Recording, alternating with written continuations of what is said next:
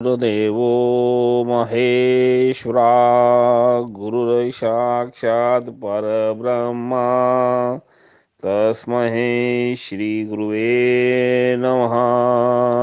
श्री आदि गुरुवे नमः। जुगाद गुरुवे नमः। सद्गुरुवे नमः। श्री गुरुदेवे नमः। ओम श्री गुरुवे नमः। Good morning friends.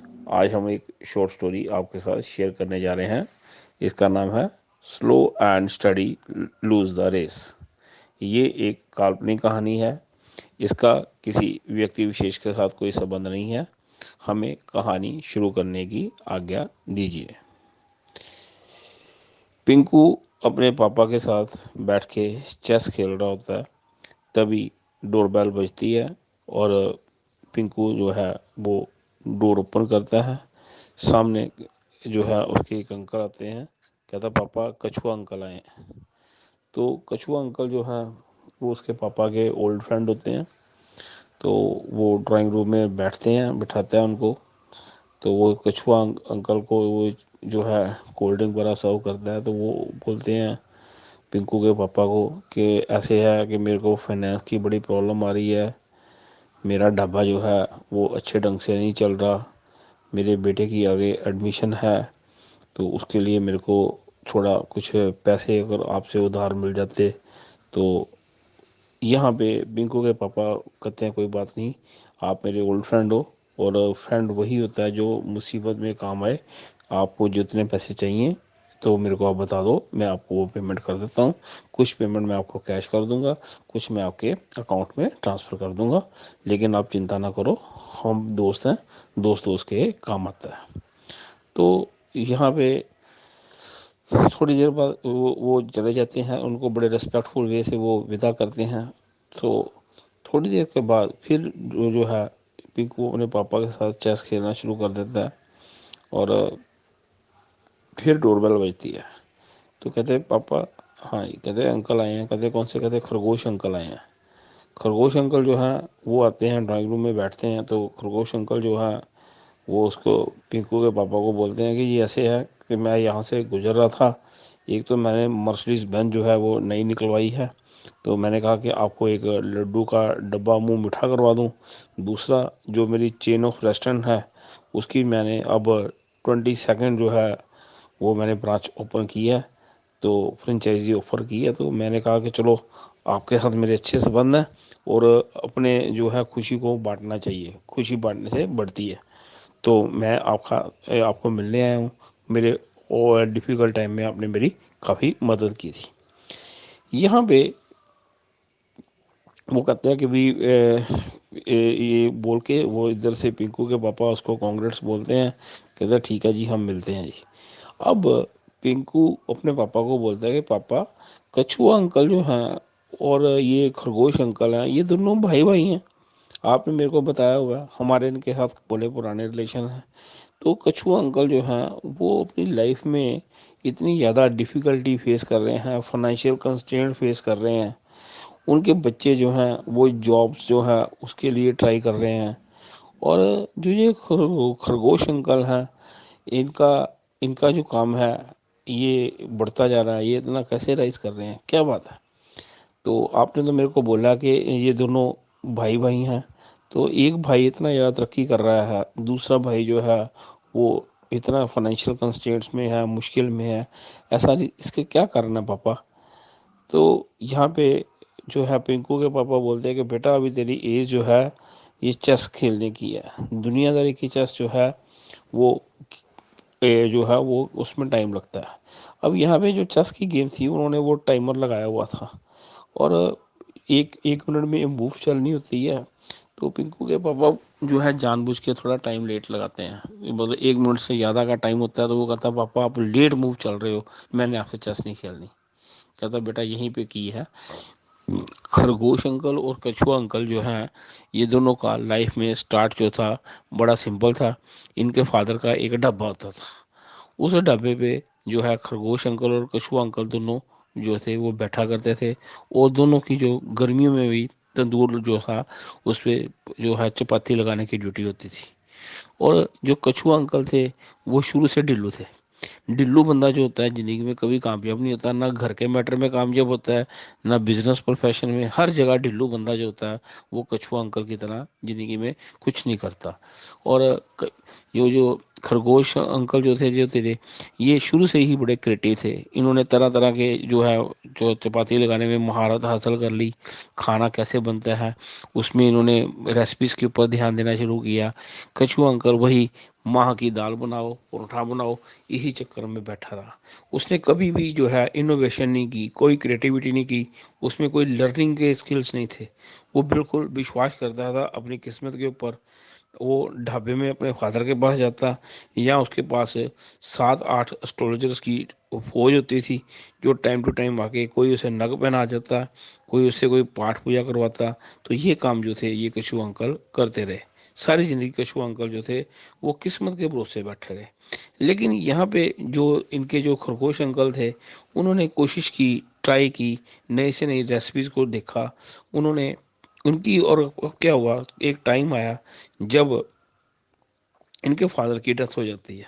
अब कछुआ अंकल और खरगोश अंकल के आपस में जो है राय नहीं मिलती। तो खरगोश अंकल जो हैं उनको कछुआ अंकल जो हैं वो ढाबे से निकाल देते हैं और बोल देते हैं कि ठीक है, ये मैं इस ढाबे को चलाऊंगा, तो अपना काम संभाल। तो कहते यहाँ पे पहले सबसे पहले खरगोश अंकल किसी रेस्टोरेंट में जाके वहाँ पे जॉब करते हैं, एक वेटर की जॉब करते हैं, कुक की जॉब करते हैं।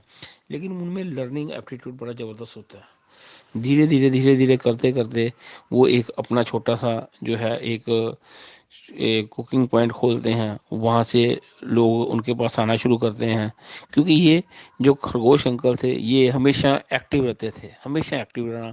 इन्होंने कोई ना कोई इनोवेशन, कोई ना कोई रास्ता निकालना। इनको कोई भी बताता था कि ये रेसिपी क्या है, ये कॉन्टिनेंटल फूड्स का भी बनाना शुरू कर दिया। और तरह तरह के राजस्थानी फूड कैसे बनता है और मारवाड़ी खाना खाना कैसे बनता है। ये कश्मीरी जो है ये लोग जो होते हैं ये खाना बनाने में बड़े माहिर होते हैं। इन्होंने हमेशा इनोवेशन के ऊपर जो है ध्यान दिया। और सबसे पहले एक छोटा सा एक रेस्टोरेंट लिया और उसकी लोकेशन अच्छी ली।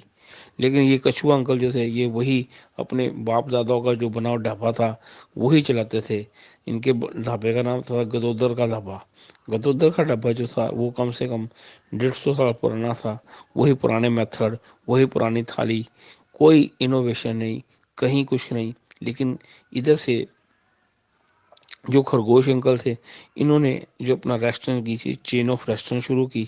धीरे धीरे इन्होंने अपनी सर्विस को बढ़ाया, इन्होंने प्रोफेशनल्स को हायर किया और स्टेप बाय स्टेप ये ग्रो करने लगे। और इन्होंने हर एक स्टेप के ऊपर प्रोफेशनल्स जो थे वो लिए। और हर एक स्टेप का प्रोफेशनल था। इन्होंने कुकिंग टीम इनकी अलग थी, इनके शेफ़ जो थे इन्होंने बड़े बड़े हायर किए और इन्होंने कई तरह के कंटेस्ट करवाए। फिर ये नहीं करते थे कि इन्होंने रेस्टोरेंट खोल दिया और बस वहाँ पे वेट एंड वॉच का रूल करो कि जैसे लोग करते हैं, बहुत बड़ा एक शोरूम खोल लिया और वहाँ पे सज के बैठ जाते हैं गल्ला मास्टर बन के। इन्होंने एक रूल होता है, never wait for your ship row toward it. यहाँ पे खरगोश अंकल जो थे उन्होंने किटी पार्टीज को ऑर्गेनाइज किया, जो उन्होंने जा जाके बैंक्स में और इंस्टीट्यूशंस में जाके अपने काम को प्रमोट किया। धीरे धीरे इनका नाम हो गया। अगर उनके खाने में कोई नुक्स निकलता तो ये उसको सॉरी बोलते, उसका जो है बिल जो था उसे वो नहीं देते थे। लेकिन दूसरी तरफ कछुआ अंकल, अगर कोई बोलता कि आपके जो है खाना से टेस्टी नहीं है, तो कछुआ अंकल उसके साथ झगड़ा करना शुरू कर देते कि हमारी 150 साल पुरानी जो है हमारा ढाबा है, गदोदर का ढाबा है, तो आप कैसे ये बोल सकते हो, ये है वो है। और यहाँ पे जो खरगोश अंकल थे वो कस्टमर ओरिएंटेड बात करते थे, कस्टमर के पॉइंट ऑफ व्यू से वो सारी चीज़ों को समझते थे। उन्होंने जो देखा था कि मैकडोनल्ड कैसे राइज किया, वो सारी चीज़ों को समझते हुए, और उन्होंने ये नहीं था उनके पास पढ़ाई नहीं थी, लेकिन वो लर्निंग उन्होंने कभी लाइफ में नहीं छोड़ी। Learning, innovation, R&D, research and development, ये इसके ऊपर उन्होंने फुल स्ट्रेस दिया और उन्होंने अपनी पर्सनैलिटी को भी जो है वो बढ़िया किया। अब दोनों भाइयों में एज का सिर्फ डिफरेंस था 2 ईयर्स का।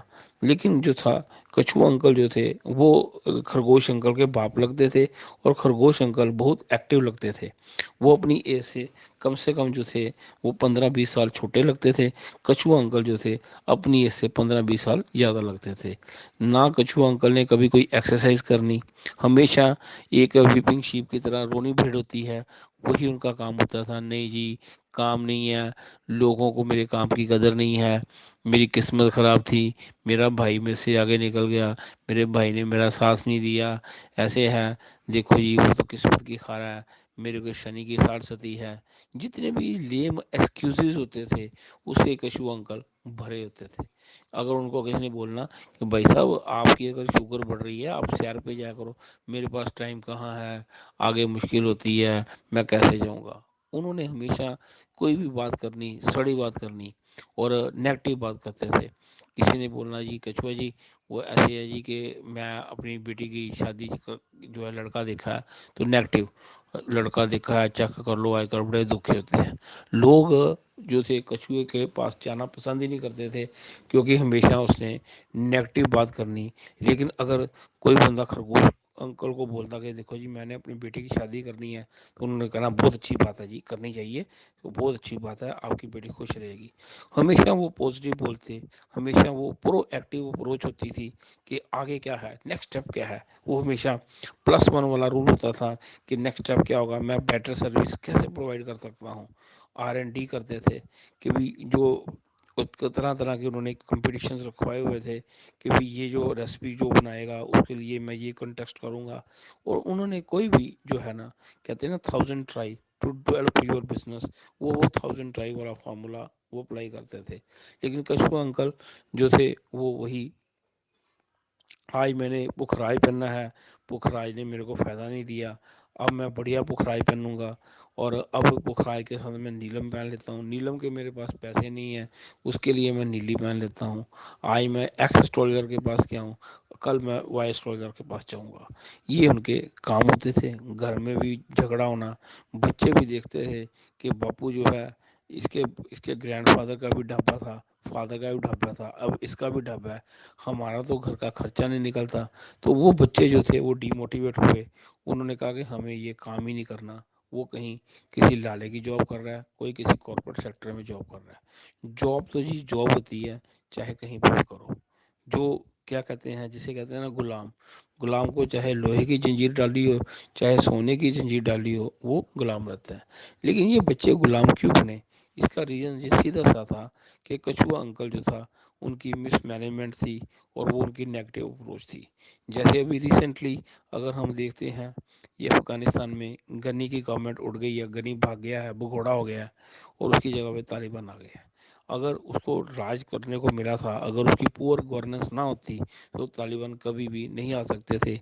यहाँ पे नॉलेज अगर आपकी हो तो ये इनके पास 70,000 लड़ाके थे और अफ़गानी सेना जो थी वो इंडिया के लोगों ने उनको, इंडियन आर्मी ने ट्रेन किया था और अमेरिकन आर्मी ने भी उनको ट्रेन किया था। उनके पास 3,50,000 जो थे वो उनके सोल्जर थे। और आप खुद नोट कर सकते हो कि ये रेशो जो थी 1:5 की रेशो में, कोई भी अगर आर्मी का या डिफेंस से रिलेटेड बंदा होगा वो बोलेगा ये कभी भी जो है ये कंप्रोमाइज़ था, अदरवाइज़ ये जो लड़ाके थे तालिबानी ये टिक नहीं सकते थे। जहाँ पे भी पुअर गवर्नेंस होगी, जहाँ पे भी नेगेटिव लोग होंगे, चाहे वो घर में हैं, चाहे वो कंट्री में हैं, वो उसका बेड़ा गर्क कर देंगे। जैसे कि कछुआ अंकल जो थे अपने घर का नुकसान कर रहे थे। दूसरी तरफ खरगोश अंकल बहुत प्रोएक्टिव अप्रोच वाले थे, वो हमेशा एक्टिव रहते थे। उन्होंने अलग अलग सिटीज़ में जाना शुरू किया, अलग अलग कंट्रीज़ में जाना शुरू किया, वहाँ की फूड हैबिट्स को स्टडी किया। और ये था, दोनों पढ़े लिखे नहीं थे लेकिन जो थे खरगोश अंकल जो थे उनको लोग जो थे बड़े बड़े जो होटल मैनेजमेंट के यहाँ पे कोर्सेज होते थे वहाँ पे उनको एज ए गेस्ट स्पीकर बुलाया जाता था। लोग वहाँ पे केस स्टडीज़ उनके जो है काम की करते थे कि देखो इनकी कितनी ज़्यादा इन्होंने ग्रो किया है। तो ये यहाँ पे अब पिंकू जो है वो चेस खेल रहा है, उसके पापा बोलते हैं कि बेटा किस्मत अपनी जगह पे होती है और ये जो बोलते हैं ना धीरे धीरे रे मन्हा धीरे सब कुछ होए, माली सींचे सो घड़ा, ऋतु आए फल होए। ये जो सोच है ना, ये सोच जो है आज से 500 साल पुरानी हो गई है। जो ये सोच वाले बंदे जो थे, इनको पहले मुगलों ने डंडे मारे, उसके बाद अंग्रेजों ने जूते मारे, और अब भी ये जूते खा रहे हैं। ये स्पेशल कैटेगरी है, ये कभी भी राइज नहीं कर सकते। और ज़िंदगी में यालों ने बोला कि अगर तुम देखोगे, खरगोश अंकल टाइप लोग ही लाइफ में राइज करते हैं, वही किंग है। और जो कछुआ अंकल जैसे लोग होते हैं, वो गुलाम होते हैं, कहीं पे भी हों, चाहे वो किसी गांव में हो, चाहे वो किसी कस्बे में हो, चाहे किसी को शहर में हो, चाहे वो किसी मेट्रोपॉलिटन सिटी में हो। कछुआ हमेशा बदबू का कारक होता है, और बदबू में क्या होता है, हैबिट ऑफ प्रोकास्टिनेशन और नेगेटिविटी होती है। और पिंकू जो है कहता पापा मेरे को बात समझ लगी है। कहते क्या? कहते अब हम जो चेस है ना, हम लोग 30 सेकंड पर मूव के अकॉर्डिंगली चेस खेलेंगे। अगर आपने स्लो चेस खेलनी है तो फिर मैं लूडो खेलूंगा, मैं आपके साथ चेस नहीं खेलूंगा। पिंकू के पापा पिंकू के सिर पे हाथ रखते हैं, माथा चूमते हैं, कहते बेटा लाइफ में जो भी है, लक तो हर एक का होता है, लेकिन एक बात याद रखना, तुम कभी भी जिंदगी में जो भी करना, चेस खेलो चाहे लूडो खेलो, लेकिन कभी कछुआ अंकल की तरह ना बनना। तुम्हें बनना होगा तो खरगोश अंकल की तरह बनना होगा। और ये जो प्रोवर्ब है ना, slow and study wins the race, ये जो है डंकी स्कूल जो है, जहाँ पे गधों को पढ़ाया जाता है, गधों को पढ़ाया जाता है, चाहे वो गोल्ड मेडलिस्ट बन जाए, ये उनकी कैटेगरी की है। बेटा इसे जो है अपने डिक्शनरी में से फाड़ दो। ये कभी भी जो है इसे याद रखना कि slow and study lose the race है। बेटा ये बात याद रखो। फिर दोनों बाप बेटा चेस खेलने में मशरूफ हो जाते हैं, और स्टोरी यहाँ पे ख़त्म हुई। दोस्तों स्टोरीज शुरू होती हैं और ख़त्म हो जाती हैं। हाँ बताया कि हमने सीखना क्या है। अगर आप कहीं पे भी रहते हैं, किसी गांव में रहते हैं, किसी कस्बे में रहते हो, किसी शहर, किसी मेट्रोपॉलिटन सिटी में रहते हो, तो आप कहीं ना कहीं वहाँ पे देखोगे, कहीं ना कहीं गदोदर का ढाबा आपको मिल जाएगा। गदोदर का ढाबा होगा 100 साल पुराना, 150 साल पुराना होगा, लेकिन वो गधों की तरह काम करने वाले लोग होंगे। और क्या होता है, गदोदर जो होगा उसके आगे दो बच्चे होंगे, एक बच्चा जो है इनका आपस में बंटवारा हो जाता है, और ये धीरे धीरे करके ये काम खत्म होते हैं। दूसरी तरफ अगर आप देखते हो मैकडोनल्ड है, उसकी 4000 जो है वो ब्रांचेज खुल चुकी हैं, फ्रेंचाइजीज खुल चुकी हैं। लेकिन गदोदरा टाइप बंदे जो हैं, चाहे ये टेस्ट के किंग हो, लेकिन इन्होंने एक लिमिटेड जो है सोच लेके चलना होता है। और हम आशा करते हैं कि आपके जीवन में कछुआ अंकल टाइप कैटेगरी के लोग जो हैं, उनका इन्फ्लुएंस कम होगा, और खरगोश अंकल टाइप लोग जो हैं वो आपके जीवन को एक्टिव करेंगे, आपके लिए रोल मॉडल बनेंगे। बेस्ट ऑफ लक, जिंदे बसते रहो।